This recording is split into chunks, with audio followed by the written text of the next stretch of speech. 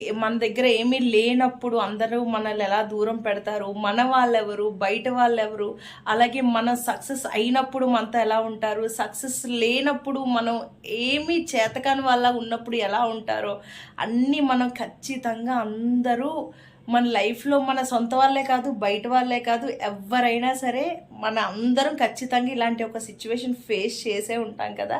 So అందుకని ఎవరో ఏదో అన్నారని చెప్పి బర్త్డేస్ అయితే నా ఒపీనియన్ అనమాట, ప్రతి ఒక్కరూ బర్త్డే సెలబ్రేట్ చేసుకోవాలి అని చెప్తే.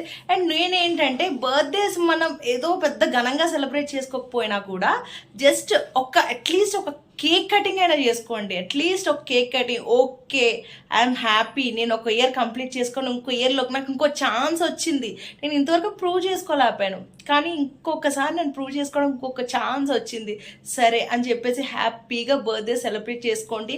నేను ఏం చెప్తున్నానంటే మీ లైఫ్ ఈ రోజుల్లో